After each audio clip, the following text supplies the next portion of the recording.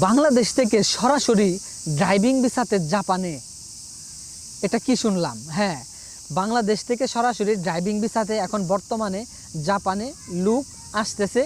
আপনিও চাইলে আসতে পারেন। আপনার যদি ড্রাইভিং লাইসেন্স নাও থাকে তারপরেও আসার সুযোগ আছে।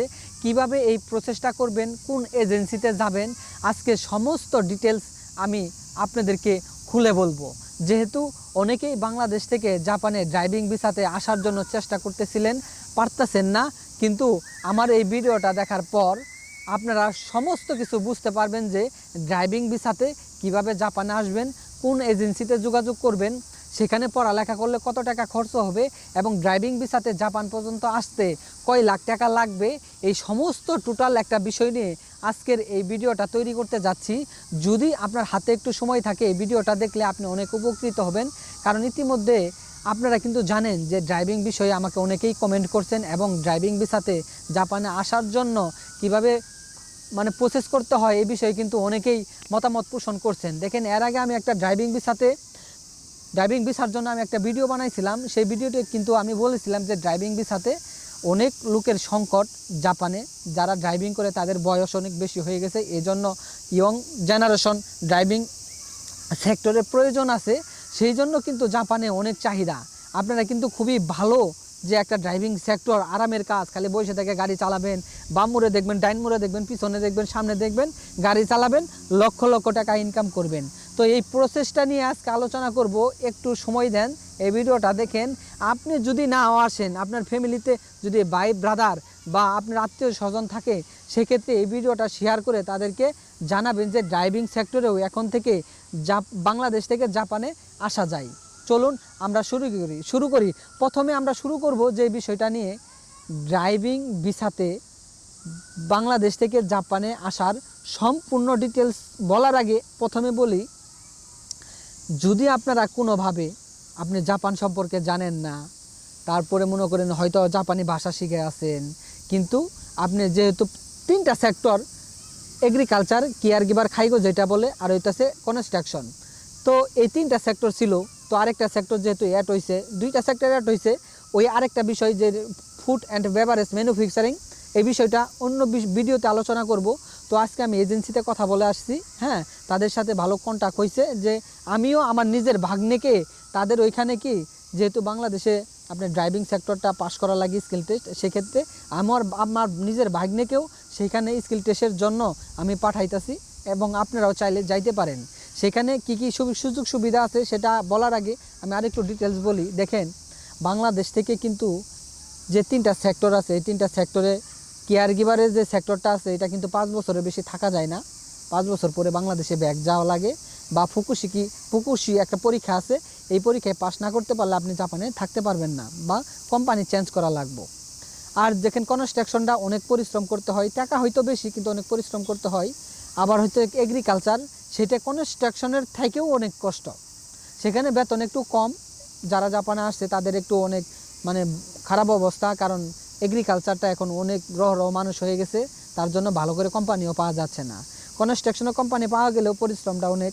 তো সেক্ষেত্রে ড্রাইভিং সেক্টরটা আপনার জন্য একটা সুবর্ণ সুযোগ এবং ভালো একটা অপরচুনিটি।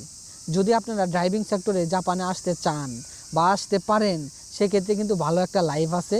ড্রাইভিং সেক্টরে যেহেতু SSW2 আছে, সেক্ষেত্রে আপনারা কিন্তু লং টাইম জাপানে থাকার মতো একটা পরিস্থিতি বা অপরচুনিটি তৈরি হবে। তো আমরা এখন বলবো যে ড্রাইভিং ভিসাতে ধরেন আপনি একদম কিচ্ছু জানেন না, জাপানি ভাষা জানেন না, ড্রাইভিংয়ের লাইসেন্স নাই, তারপরে কোনো কিচ্ছুই নাই, সেক্ষেত্রেও আপনার জন্য অপরচুনিটি আছে। যারা জাপানি ভাষা শিখছেন তাদের জন্য অপরচুনিটি আছে, যারা ড্রাইভিং অলরেডি লাইসেন্স তুলে ফেলাইছেন তাদের তো আরও ভালো অপরচুনিটি আছে। তো তিনজনেরই অপরচুনিটি আছে তিন দিক দিয়ে। তো চলুন আমরা শুরু করি। কোন এজেন্সিতে যাবেন, কিভাবে খরচপাতি হবে, প্রথমে আমরা খরচপাতি নিয়ে কথা বলি। আপনি যদি কাল ড্রাইভিং সেক্টরে আসতে চান, সেক্ষেত্রে বাংলাদেশ থেকে আপনাকে একটা এজেন্সিতে ভর্তি হতে হবে। সেই এজেন্সিটাই শুধুমাত্র এখন জাপানে ড্রাইভিং সেক্টরে নিয়ে আসতেছে। এই এজেন্সিটা কোথায় পাবেন, নাম্বার কোথায় পাবেন, কিভাবে যোগাযোগ করবেন, এটা আমি ভিডিওর লাস্টে বলে দিব সবাইকে। কিন্তু তার আগে আমি ডিটেলস বলি, যদি ডিটেলস না জানেন সেই এজেন্সির সাথে যোগাযোগ করলেও তো লাভ নাই, আগে ডিটেলস জানেন। ডিটেলসটা হলো সেই এজেন্সিতে N4 যে জাপানিজ ল্যাঙ্গুয়েজ যে লেভেলটা আছে N4 থেকে N5 থেকে N4 পর্যন্ত পড়াবে এবং জেএফটি কোর্সও করাবে। যদি N4 পাস না করতে পারেন সেক্ষেত্রে জেএফটি A2 পাস করানোর জন্য একটা কোর্স সম্পূর্ণরূপে করাবে। অনেকে এজেন্সি দেখেন আপনারা 15,000 টাকা বা 12,000 টাকা N5 নেয় বা 15,000 বা 20,000 টাকা N4 নেয়, মানে মোট 28,000 বা 30,000 35,000 বা 38,000 টাকা লাগে এই কোর্সটা সম্পূর্ণ করতে N5 থেকে N4 এবং জেএফটি। কিন্তু এমন একটা এজেন্সি আছে, আপনি যদি সম্পূর্ণ একটা মানে সম্পূর্ণ কোর্সটা যদি আপনি করেন সেক্ষেত্রে শুধুমাত্র 20,000 টাকা। কি আশ্চর্য হলেন? শুধুমাত্র N5 থেকে জেএফটি কোর্স পর্যন্ত সম্পূর্ণরূপে আপনার একটা কোর্স করাবে, সেখানে আপনাকে মাত্র 20,000 টাকা নেবে। একদম অল্প স্বল্পতা, হ্যাঁ এই টাকাটা আপনি কিন্তু জোগাড় করতে পারবেন। তো 20,000 টাকা যদি আপনি থাকে সম্পূর্ণ একটা কোর্স করতে পারেন। এসএসডব্লিউ যে ক্যাটাগরিটা আছে ড্রাইভিং ভিসাতে আপনারা কিন্তু আসতে পারেন। তো তারা কিন্তু এসএসডব্লিউ যে ক্যাটাগরিটা ড্রাইভিং সেক্টরটা সেখানে কিন্তু আপনাদের পরীক্ষা দেওয়ার ব্যবস্থা করে দিবে এবং জাপানে কিভাবে আসবেন জাপান পর্যন্ত আপনাদেরকে হেল্প করবে। কত টাকা লাগতে পারে এটা আমি লাস্টে বলবো কত টাকা লাগবে। আপাতত এটাই জানেন যে 20,000 টাকা সম্পূর্ণ কোর্স করলে আপনি ওই এজেন্সিতে 20,000 টাকা দিলেই ওকে। অন্য এজেন্সিতে শুধু ভাষা শিখলেও আপনার 28,000 25,000-এর উপরে টাকা লাগে, আর এখানে সম্পূর্ণ একটা কি কোর্স যদি আপনি করেন সেক্ষেত্রে আপনি 20,000 টাকা দিয়েই করতে পারবেন। আপনি বাংলাদেশের যে কোনো প্রান্তেই থাকেন না কেন এই কোর্সটা হচ্ছে ফার্মগেট একটা এজেন্সিতে, সেই এজেন্সিটার নামটাও আমি পরে বলতেছি। এবং সেই আপনার যে এজেন্সিতে আপনারা কোর্স করবেন বাংলাদেশের যে প্রান্তেই থাকেন না কেন সেখানে কিন্তু আপনারা মেসেও থাকতে পারবেন, তাদের মেসেরও ব্যবস্থা আছে। কিন্তু মেসে কিভাবে খরচ হয়, মেস ভাড়া হইতেছে 3,000 টাকা, তারপরে আপনার যে বোয়া খরচ আছে মাথা অনুযায়ী 600 টাকা প্রতি মাসে, মানে জুন প্রতি, এবং আপনাদের নিজেরই বাজার করতে হবে কিন্তু রান্না করে দিবে বোয়াই।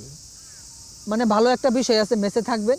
মোট আপনার প্রতি মাসে 6,000 টাকা খরচ হইতে পারে। যদি আপনি 6 থেকে 8 মাস কোর্সটা সম্পূর্ণ করেন সেক্ষেত্রে আপনার হিসাব করবেন যে কত টাকা লাগতে পারে। আর যদি আপনারা ভাষা শেখা থাকে সেক্ষেত্রে ধরেন আপনার ভাষা শেখা আছে, আপনি অলরেডি N4 N3 পাস করা আছে, সেক্ষেত্রে তাদের ওইখানে গিয়ে আপনি কিন্তু মানে এসএসডব্লিউ যে ক্যাটাগরিটা আছে ড্রাইভিং ভিসাতে তাও আসতে পারেন। তাহলে আপনাকে মেসেও থাকতে হচ্ছে না, ভাষা শেখার জন্য কি ওইখানে পড়ালেখাও করা লাগতেছে না। তো আপনি অন্য জায়গায় পড়ালেখা করলেও হবে এবং সেখানেও করলেও হবে, যেহেতু আপনারা নতুন যারা আছে সেখানে যদি আপনারা ভাষাটা শিখতে পারেন এবং ওইখানেই যদি আপনার ভালো একটা সম্পর্ক হয় ওরাই সব কিছু প্রসেস করে দিবে।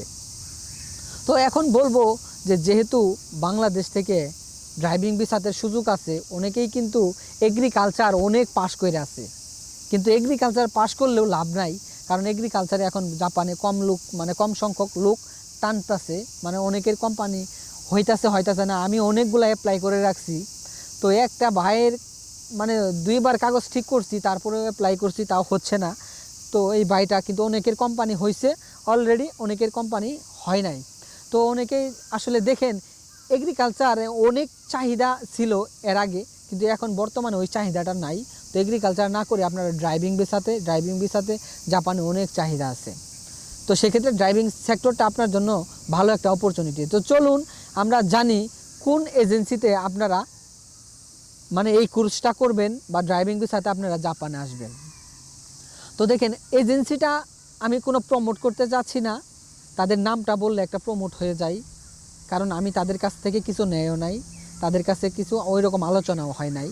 আমি আমার ভাগ্নেকে সেইখানে আমি পড়াবো করে সেখানে পাঠাইছি, অলরেডি মনে হয় আজকালের ভিতরে যাবে, তো আপনারাও যেতে পারেন। তো সেক্ষেত্রে আমার ভাগ্নাকে ওইখানে কিচ্ছু পারে না, ড্রাইভিং লাইসেন্সও নাই, ওরাই সব কিছু ব্যবস্থা করে দিবে, কিভাবে ড্রাইভিং লাইসেন্স তুলবেন, কিভাবে কি করবেন, সমস্ত কিছু ডিটেলস ওরা আপনাকে বলবে। এবং যদি ড্রাইভিং লাইসেন্স নাও থাকে, আপনি নতুন যদি ড্রাইভিং লাইসেন্স থাকেও সেক্ষেত্রে ওরা কিন্তু ওই ড্রাইভিং লাইসেন্সটা ইন্টারন্যাশনাল রূপে রূপান্তরিত করে আপনাকে কিন্তু জাপানে পাঠাবে। আর ড্রাইভিং লাইসেন্স ইন্টারন্যাশনাল হলে আপনি জাপানে আইসা কমসে কম 1 বছর আপনি কি ড্রাইভিং করতে পারবেন। তো তো এই এজেন্সিটাকে এই এজেন্সিতে কেউ যদি ভর্তি হইতে চান বা এই এজেন্সির মাধ্যমে যদি ড্রাইভিং ভিসাতে জাপানে আসতে চান, সেক্ষেত্রে আমাকে কমেন্ট করবেন, ভাই আমি যেতে চাই, আমাকে ডিটেলসটা বলেন বা ওদের সাথে যোগাযোগ করায় দেন। যদি 1 কোটি মানুষও যদি কমেন্ট করে, এই 1 কোটি মানুষকেই আমি পার্সোনালি তাদের যে এজেন্সির ডিটেলসটা আছে সম্পূর্ণরূপে আমি আপনাদেরকে শেয়ার করব। তো সেক্ষেত্রে আপনারা অবশ্যই কমেন্টে বলবেন, ইনশাল্লাহ আপনাদের জন্য অপেক্ষায় রইলাম। যারা যারা ড্রাইভিং ভিসাতে জাপানে আসবেন তাদেরকে সমস্ত ডিটেলস দেওয়ার জন্য সেই এজেন্সির, এবং খুবই ভালো একটা এজেন্সি, যেহেতু আমি ভালো করে রিসার্চ করছি এবং আমার ভাগ্নিকে আমি নিজেই পাঠাইতেছি সেখানে কোর্সটা করানোর জন্য। আপাতত কোর্সটা করুক, তারপরে আমার ভাগ্নে সেখান থেকেও আসতে পারবে আর আমার মাধ্যমেও আসতে পারবে। আপনারাও চেষ্টা করলে ওই সেখান থেকেও আসতে পারেন বা আমার মাধ্যমেও আসতে পারেন, সেটা আপনাদের মুখ্য বিষয়। তো আমি এজেন্সির নামটা সরাসরি বলবো না, আপনারা আমাকে কমেন্ট করলে আমি আপনাদেরকে সম্পূর্ণ ডিটেলস দেওয়ার চেষ্টা করব। তো সকলেই ভালো থাকবেন, সুস্থ থাকবেন।